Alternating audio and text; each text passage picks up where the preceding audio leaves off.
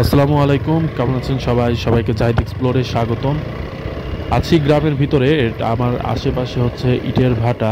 আর এখনকার পরিবেশটা কিন্তু একদমই ধূসর, কারণ শীতের সময় আর প্রচুর ধুলাবালি এই সময় হয়ে থাকে, আপনারা জানেন। যার কারণে রাস্তার ঘাসগুলো থেকে শুরু করে গাছের পাতা সবই কিন্তু একদম মানে সাদা হয়ে আছে।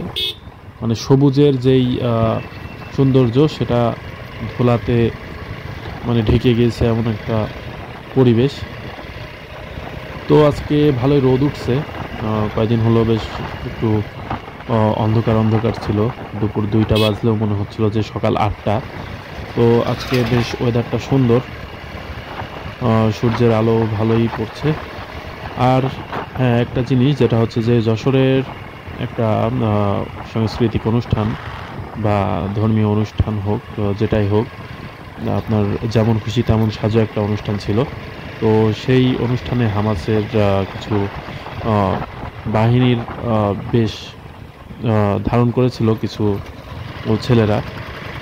তো যেমন খুশি তেমন সাজো অনুষ্ঠানে এক একজন এক এক রকম সাজতে পারে তাদের ইচ্ছা অনুযায়ী। এটা অবশ্য আপনারা জানেন, এতদিন অনেকেই কিন্তু সেজে আসছিল।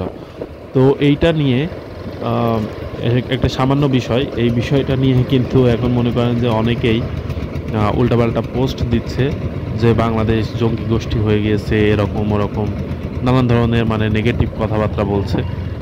তো এতদিন তো এগুলো কেউ করেনি। ঠিক আছে, এটার জন্য একটা রেস্ট্রিকশন ছিল, যার কারণে মানুষ তার ইচ্ছা অনুযায়ী কোনো কিছু করতে পারেনি। তবে এটাকে নেগেটিভ অথবা পজিটিভ কোনোটাই তো নেওয়া উচিত না, যেহেতু এটা যেমন খুশি তেমন সাজো একটা অনুষ্ঠান। তো আগে তো জানেনই যে এই দীর্ঘ 16-17 বছর আপনার এক একজনের সাজগোজের ধরনও ছিল কিন্তু এক এক রকম, এবং সেটা অবশ্যই এই সময়কার মানে সেই সময়কার ডিমান্ড অনুযায়ী সবাই সাজতো। তো এখন যেহেতু সেই সমস্ত সময় পার হয়ে গিয়েছে, যার কারণে মানুষ তার নিজের মতো করে সাজগোজ করছে। বিশেষ করে এরা মাদ্রাসার ছেলে পেলেই হবে, যারা ইসলাম ধর্ম অনুসারী এবং ইসলাম ধর্মের কান্ট্রিগুলো যেভাবে সাজগোজ করে, হয়তো তাদের বাহিনীর অনুযায়ী হচ্ছে সাজছে। তো এইটা নিয়ে আপনার ইন্ডিয়াতে বেশ কিছু মানে সংবাদ মাধ্যম, বিশেষ করে যে রিপাবলিক বাংলার যেই ময়ূখ রঞ্জনের যেই চ্যানেল, ওরা বেশ নাচানাচি করছে যে দেখুন কি অবস্থায় রে। হ্যাঁ, নানান ধরনের কথাবার্তা বলছে যে এটা যদি খেলনা পিস্তলই হয়ে থাকে তাহলে মুখ কেন বাঁধা, আরে ছাগল নাকি তোরা। তো এটার তো ড্রেস আপটাই এইরকম যে মুখ বাঁধা। হামাসের যে বাহিনীর যেই সিস্টেম সেটা অনুযায়ী এটা হচ্ছে ওরা করছে।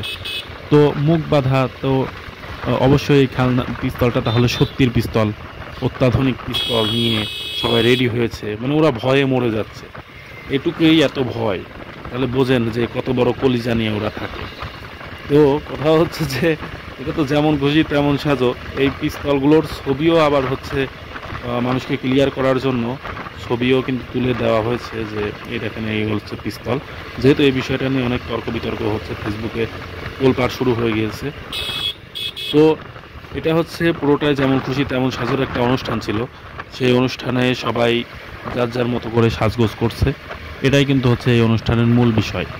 তো এইটাকে মানে ওরা এতটাই মানে অন্ধ হয়ে গিয়েছে, মানে এখন ভিউ পাচ্ছে, অনেক ভালো ভিউ পাচ্ছে।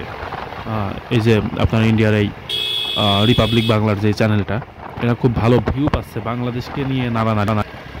সেই জন্য এরা এখন বাংলাদেশের টপিকস নিয়ে এরা আলোচনা করছে, আর হচ্ছে উল্টাপাল্টা নিউজ বানাচ্ছে। সত্যতা কোনো যাচাই বাছাই না করেই এরা হচ্ছে এই নিউজগুলো করছে, শুধুমাত্র ইন্ডিয়ার যেই দর্শকরা আছে তাদেরকে উস্কে দেওয়ার জন্য, তাদের কাছে একটা ভুল তথ্য দেওয়ার জন্য।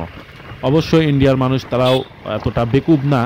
আর তোমরা যে তাদেরকে বলদ বানাচ্ছ, তারাও কিন্তু এই জিনিসগুলো বোঝে। তো এই বিষয়গুলো আসলে হচ্ছে যে কতটা মিথ্যা সেটা কিন্তু অলরেডি প্রমাণ হয়ে গেছে। উল্টাপাল্টা কথা বলে তো মানুষের বিশ্বাস অর্জন করা যাবে না। তো যশোরে যারা এই অনুষ্ঠান করেছে, তো এটা তো যেমন খুশি তেমন সাজুর একটা অনুষ্ঠান, সেহেতু এখানে তো হচ্ছে কোনো রকমের রেস্ট্রিকশন থাকবে না যে হচ্ছে এইটা সাজা যাবে না বা এটা করা যাবে না। যে কেউ যে কোনো কিছু সাজতেই পারে, এটা তো একটা স্বাভাবিক বিষয়। এই বিষয়টাকে পুঁজি করে নিয়েই এরা এই ধরনের ভুয়া কন্টেন্ট বানাচ্ছে। অবশ্যই আপনারা এগুলো যাচাই বাছাই করে তারপরে বিশ্বাস করবেন। একটা ভুল কন্টেন্ট দেখে, ভুল নিউজ দেখে অবশ্য জাজ করবেন না। তো এটাই হচ্ছে মূল বিষয়। আর সবাই আমার চ্যানেলটি সাবস্ক্রাইব করে সাথে থাকবেন। সবাইকে ধন্যবাদ। আসসালামু আলাইকুম।